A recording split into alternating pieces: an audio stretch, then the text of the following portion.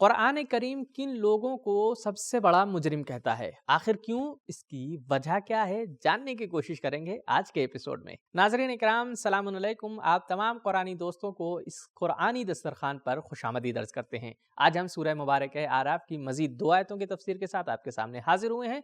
تو چلیے چلتے ہیں آج کی پہلی آیت کی تفسیر کو جاننے کے لیے اس کی تلاوت اور ترجمے کو سنتے ہیں۔ كتاب أنزلناه إليك مبارك ليدبروا آياته وليتذكر أولو الألباب بسم الله الرحمن الرحيم وقالوا مهما تأتنا به من آية لتسحرنا بها فما نحن لك بمؤمنين۔ اور انہوں نے حضرت موسیٰ علیہ السلام سے کہا، تم جو بھی نشانی یعنی معجزہ ہمارے سامنے لے آؤ اور اس سے ہمیں مسحور کرنا چاہو، ہم پھر بھی ایمان نہیں لائیں گے۔ تو یہ تھی آیت کریمہ کی تلاوت اور اس کا خوبصورت سا ترجمہ۔ بڑھتے ہیں اس آیت میں پائے جانے والے ایک خاص نقطے کی طرف اور اسے جاننے کی کوشش کرتے ہیں۔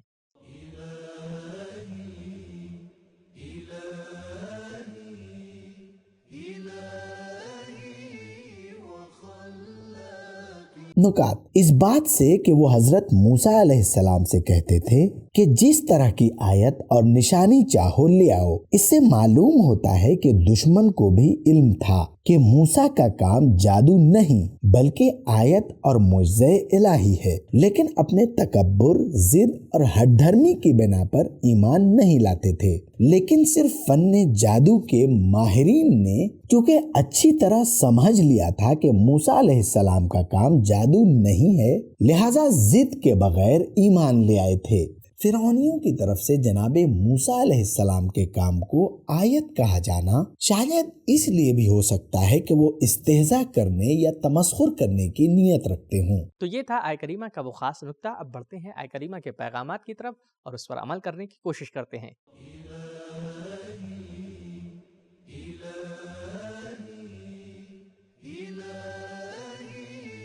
پیغام نمبر 1، کبھی انسان اتنا گر جاتا ہے کہ پیغمبروں اور خدائی رہبروں سے ملنے کے بعد اور ہدایت کی نشانی دیکھنے کے بعد بھی گمراہ رہتا ہے۔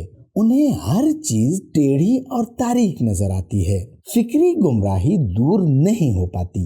نمبر 2، انبیاء کے ہر کام اور معجزے کو جادو کہنا قدیم زمانے سے بہت عام تہمت تھی۔ لتسحرنا دوسری جگہ ہم پڑھتے ہیں کذالک ما اتى الذین من قبلهم من رسول الا قالوا ساحر او مجنون۔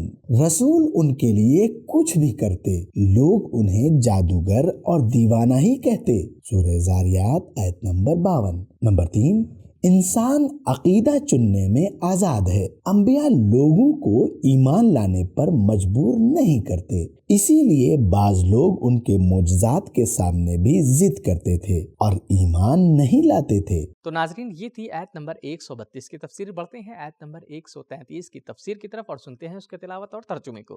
فَأَرْسَلْنَا عَلَيْهِمُ الطُّوفَانَ وَالْجَرَادَ وَالْقُمَّلَ وَالضَّفَادِعَ وَالدَّمَ آيَاتٍ مُفَصَّلَاتٍ فَاسْتَكْبَرُوا وَكَانُوا قَوْمًا مُجْرِمِينَ۔ پھر ہم نے ان پر عذاب بھیجا، طوفان، ٹڈی دل، جوؤں، میڈکوں اور خون کی صورت میں۔ یہ کھلی ہوئی نشانیاں تھیں، مگر وہ پھر بھی تکبر اور سرکشی ہی کرتے رہے اور وہ بڑے ہی مجرم لوگ تھے۔ تو ہم نے آیت کریمہ کی تلاوت کو سن لیا ہے۔ اب جاننے کی کوشش کرتے ہیں اس آیت کے ذیل میں مفسر نے کون سا خاص نقطہ ہمارے لیے بیان کیا ہے۔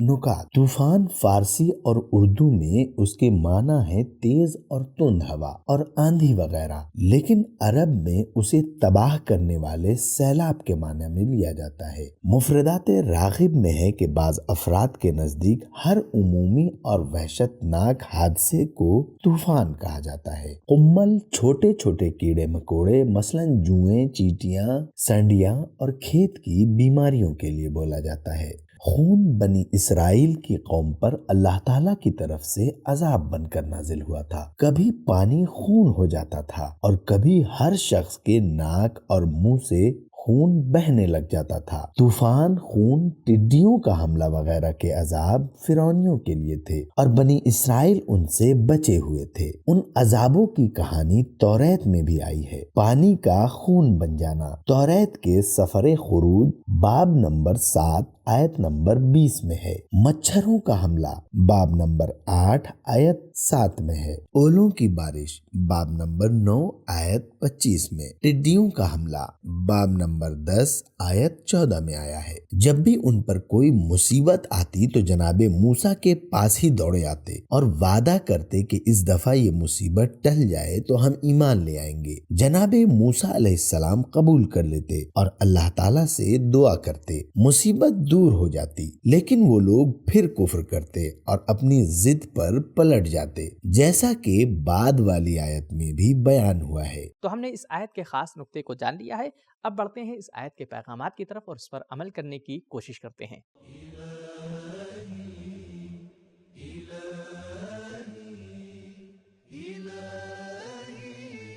پیغام نمبر 1، اللہ تعالیٰ کی طرف سے بار بار کی نصیحت اور جھڑکی اور پھر اس کے بندوں کی طرف سے ضد اور لاپرواہی اس بات کا سبب بن جاتا ہے کہ سخت سے سخت عذاب نازل ہو۔ پچھلی آیتوں کے بعد فرمایا فَأَرْسَلْنَا عَلَيْهِمْ۔ نمبر 2، جو کچھ بھی رحمت ہے سب اللہ کے ارادے کے تحت ہے۔ اگر وہ چاہے تو پانی کو رحمت کا ذریعہ بنا دے اور اگر چاہے تو عذاب کا ذریعہ بنا دے۔